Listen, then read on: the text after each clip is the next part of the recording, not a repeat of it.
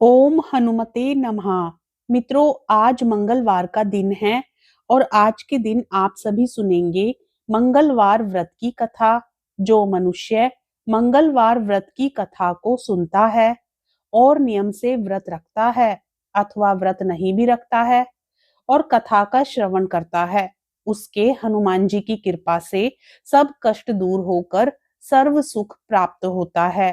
तो आइए पूर्ण श्रद्धा भाव के साथ मंगलवार व्रत की कथा को सुनते हैं। एक समय की बात है, एक ब्राह्मण दंपत्ति की कोई संतान नहीं थी, जिस कारण वह बेहद दुखी थे। एक समय ब्राह्मण वन में हनुमान जी की पूजा के लिए गया। वहां उसने पूजा के साथ महावीर जी से एक पुत्र की कामना की। घर पर उसकी स्त्री भी पुत्र की प्राप्ति के लिए मंगलवार का व्रत करती थी। वह मंगलवार के दिन व्रत के अंत में हनुमान जी को भोग लगाकर ही भोजन करती थी। एक बार व्रत के दिन ब्राह्मणी ना भोजन बना पाई और ना ही हनुमान जी को भोग लगा सकी। उसने प्रण किया कि वह अगले मंगलवार को हनुमान जी को भोग लगाकर ही भोजन करेगी। वह भूखी प्यासी 6 दिन तक पड़ी रही। मंगलवार के दिन वह बेहोश हो गई। हनुमान जी उसकी निष्ठा और लगन को देखकर प्रसन्न हुए। उन्होंने आशीर्वाद स्वरूप ब्राह्मणी को एक पुत्र दिया और कहा कि यह तुम्हारी बहुत सेवा करेगा। बालक को पाकर ब्राह्मणी अति प्रसन्न हुई। उसने बालक का नाम मंगल रखा। कुछ समय उपरांत जब ब्राह्मण घर आया तो बालक को देखकर पूछा कि वह कौन है। पत्नी बोली कि मंगलवार व्रत से प्रसन्न होकर हनुमान जी ने उसे यह बालक दिया है। ब्राह्मण को अपनी पत्नी की बात पर विश्वास नहीं हुआ। एक दिन मौका देखकर ब्राह्मण ने बालक को कुएं में गिरा दिया। घर पर लौटने पर ब्राह्मणी ने पूछा कि मंगल कहाँ है। तभी पीछे से मंगल मुस्कुराकर आ गया। उसे वापस देखकर ब्राह्मण आश्चर्यचकित रह गया। रात को हनुमान जी ने उसे सपने में दर्शन दिए और बताया कि यह पुत्र उन्होंने ही उसे दिया है। ब्राह्मण सत्य जानकर बहुत खुश हुआ। इसके बाद ब्राह्मण दंपत्ति प्रत्येक मंगलवार को व्रत रखने लगा। जो मनुष्य मंगलवार व्रत कथा को पढ़ता या सुनता है और नियम से व्रत रखता है, उसे हनुमान जी की कृपा से सब कष्ट दूर होकर सर्व सुख प्राप्त होता है और हनुमान जी की दया का पात्र बनता है। प्रेम से बोलिए बजरंग बली हनुमान की जय। जय श्री राम। अब सुनिए मंगलवार की दूसरी पौराणिक कथा। व्यास जी ने कहा, एक बार नैमिषारण्य तीर्थ में 80,000 मुनि एकत्रित होकर पुराणों के ज्ञाता श्री सूत जी से पूछने लगे, हे महामुने, आपने हमें अनेक पुराणों की कथाएं सुनाई हैं। अब आप कृपा करके हमें ऐसा व्रत और कथा बताएं जिसके करने से संतान की प्राप्ति हो तथा मनुष्य को रोग शोक अग्नि सर्व दुख आदि का भय दूर हो, क्योंकि कलयुग में सभी जीवों की आयु बहुत कम है। फिर इस पर उन्हें रोग चिंता के कष्ट लगे रहते हैं, तो फिर वह श्री हरि के चरणों में अपना ध्यान कैसे लगा सकेंगे। श्री सूत जी बोले, हे मुनियों, आपने लोक कल्याण के लिए बहुत ही उत्तम बात पूछी है। एक बार युधिष्ठिर ने भगवान श्री कृष्ण से लोक कल्याण के लिए यही प्रश्न किया था। भगवान श्री कृष्ण और युधिष्ठिर का संवाद तुम्हारे सामने कहता हूँ, ध्यान देकर सुनो। एक समय पांडवों की सभा में श्री कृष्ण जी बैठे हुए थे। तब युधिष्ठिर ने भगवान श्री कृष्ण से प्रश्न किया, हे प्रभु नंद नंद गोविंदा, आपने मेरे लिए अनेकों कथाएं सुनाई हैं। आज आप कृपा करके ऐसा व्रत या कथा सुनाएं जिसके करने से मनुष्य को रोग चिंता का भय समाप्त हो और उसको पुत्र की प्राप्ति हो। हे प्रभु, बिना पुत्र के जीवन व्यर्थ है। पुत्र के बिना मनुष्य नरकगामी होता है। पुत्र के बिना मनुष्य पितृ ऋण से छुटकारा नहीं पा सकता और ना ही उसका पुनग नामक नरक से उद्धार हो सकता है। अतः पुत्रदायक व्रत बतलाएं। श्री कृष्ण भगवान बोले, हे राजन, मैं एक प्राचीन इतिहास सुनाता हूँ, आप उसे ध्यान पूर्वक सुनो। कुंडलपुर नामक एक नगर था। उसमें नंदा नामक एक ब्राह्मण रहता था। भगवान की कृपा से उसके पास सब कुछ था, फिर भी वह दुखी था। इसका कारण यह था कि ब्राह्मण की स्त्री सुनंदा के कोई संतान ना थी। सुनंदा पतिव्रता थी, भक्ति पूर्वक श्री हनुमान जी की आराधना करती थी। मंगलवार के दिन व्रत करके अंत में भोजन बनाकर हनुमान जी को भोग लगाने के बाद स्वयं भोजन करती थी। एक बार मंगलवार के दिन ब्राह्मणी गृह कार्य की अधिकता के कारण हनुमान जी को भोग न लगा सकी, तो इस पर उसे बहुत दुख हुआ। उसने कुछ भी नहीं खाया और अपने मन में प्रण किया कि अब तो अगले मंगलवार को ही हनुमान जी को भोग लगाकर अन्न जल ग्रहण करूंगी। ब्राह्मणी सुनंदा प्रतिदिन भोजन बनाती, श्रद्धा पूर्वक पति को खिलाती, परंतु स्वयं भोजन नहीं करती और मन ही मन श्री हनुमान जी की आराधना करती थी। इसी प्रकार 6 दिन गुजर गए और ब्राह्मणी सुनंदा अपने निश्चय के अनुसार भूखी प्यासी निराहार रही। अगले मंगलवार को ब्राह्मणी सुनंदा प्रातः काल ही बेहोश होकर गिर पड़ी। ब्राह्मणी सुनंदा की इस असीम भक्ति के प्रभाव से श्री हनुमान जी बहुत प्रसन्न हुए और प्रकट होकर बोले, सुनंदा, मैं तेरी भक्ति से बहुत प्रसन्न हूँ, तू उठ और वर मांग। सुनंदा अपने आराध्य देव श्री हनुमान जी को देखकर आनंद की अधिकता से विहल हो श्री हनुमान जी के चरणों में गिरकर बोली, हे प्रभु, मेरे कोई संतान नहीं है, कृपा करके मुझे संतान प्राप्ति का आशीर्वाद दें तो आपकी अति कृपा होगी। श्री महावीर जी बोले, तेरी इच्छा पूर्ण होगी, तेरे एक कन्या पैदा होगी, उसके अष्टांग प्रतिदिन सोना दिया करेंगे। इस प्रकार कहकर श्री महावीर जी अंतर्ध्यान हो गए। ब्राह्मणी सुनंदा बहुत हर्षित हुई और सभी समाचार अपने पति से कहा। ब्राह्मण देव कन्या का वरदान सुनकर कुछ दुखी हुए, परंतु सोना मिलने की बात सुनी तो बहुत प्रसन्न हुए। विचार किया कि ऐसी कन्या के साथ मेरी निर्धनता भी समाप्त हो जाएगी। श्री हनुमान जी की कृपा से वह ब्राह्मणी गर्भवती हुई और 10वें महीने में उसे बहुत ही सुंदर पुत्री प्राप्त हुई। यह बच्ची अपने पिता के घर में ठीक उसी तरह से बढ़ने लगी जिस प्रकार शुक्ल पक्ष का चंद्रमा बढ़ता है। 10वें दिन ब्राह्मण ने उस बालिका का नामकरण संस्कार किया। उसके कुल पुरोहित ने उस बालिका का नाम रत्नावली रखा, क्योंकि यह कन्या सोना प्रदान किया करती थी। इस कन्या ने पूर्व जन्म में बड़े ही विधान से मंगल देव का व्रत किया था। रत्नावली का अष्टांग बहुत सा सोना देता था। उस सोने से नंदा ब्राह्मण बहुत ही धनवान हो गया। अब ब्राह्मणी भी बहुत अभिमान करने लगी थी। समय बीतता रहा। अब रत्नावली 10 वर्ष की हो चुकी थी। एक दिन जब नंदा ब्राह्मण प्रसन्नचित्त था, तब सुनंदा ने अपने पति से कहा, मेरी पुत्री रत्नावली विवाह के योग्य हो गई है, अतः आप कोई सुंदर तथा योग्य वर देखकर इसका विवाह कर दें। यह सुन ब्राह्मण बोला, अभी तो रत्नावली बहुत छोटी है। तब ब्राह्मणी बोली, शास्त्रों की आज्ञा है कि कन्या 8वें वर्ष में गौरी, 9 वर्ष में रोहिणी, 10वें वर्ष में कन्या, इसके पश्चात रजस्वला हो जाती है। गौरी के दान से पाताल लोक की प्राप्ति होती है, रोहिणी के दान से बैकुंठ लोक की प्राप्ति होती है, कन्या के दान से इंद्रलोक में सुखों की प्राप्ति होती है।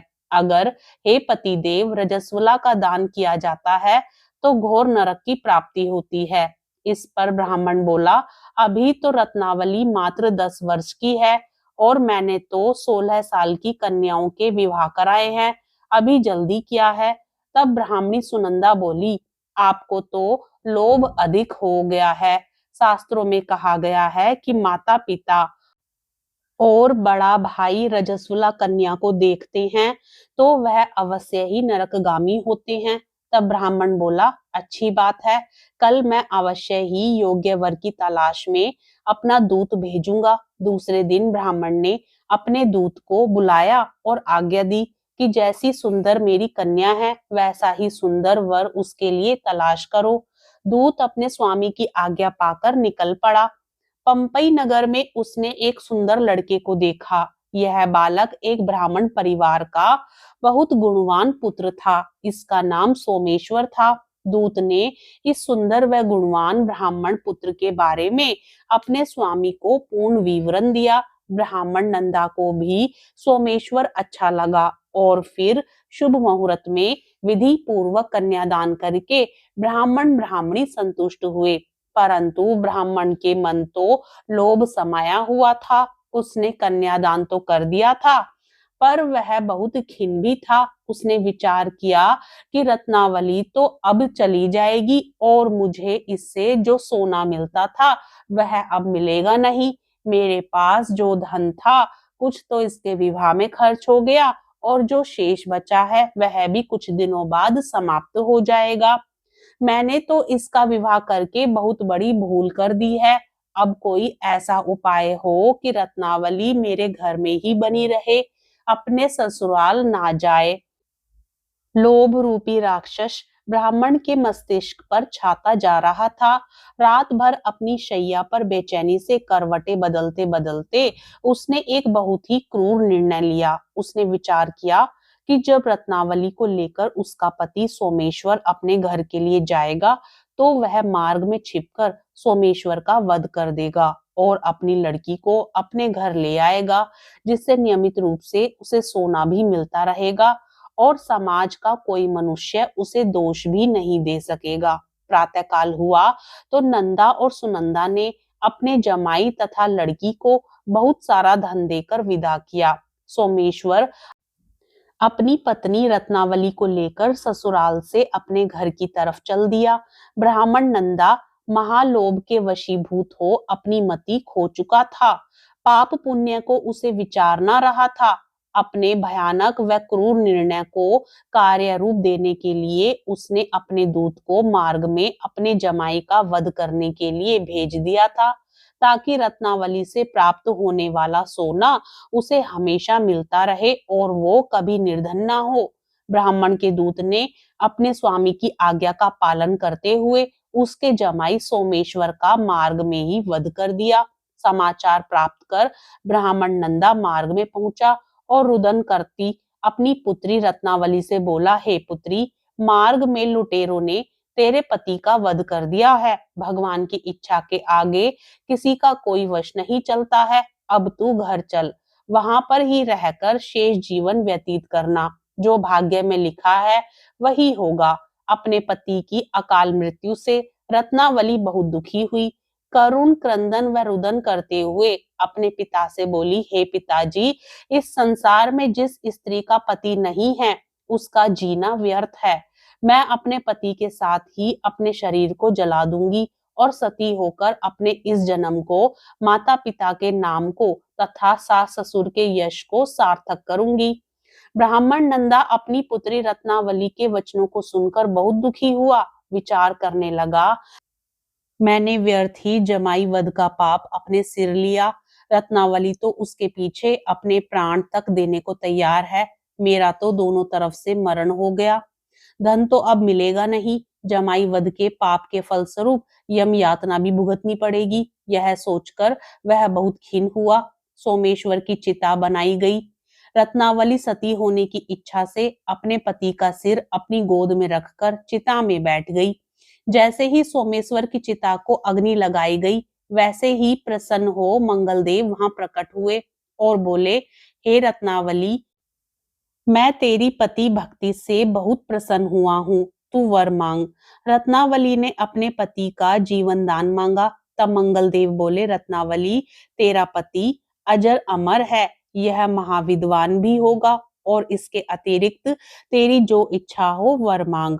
तब रत्नावली बोली, हे ग्रहों के स्वामी, यदि आप मुझ पर प्रसन्न हैं तो मुझे यह वरदान दीजिए कि जो भी मनुष्य मंगलवार के दिन प्रातः काल लाल पुष्प लाल चंदन से पूजा करके आपका स्मरण करे, उसको रोग व्याधि ना हो, स्वजनों का कभी वियोग ना हो, सर्प अग्नि तथा शत्रुओं का भय ना रहे।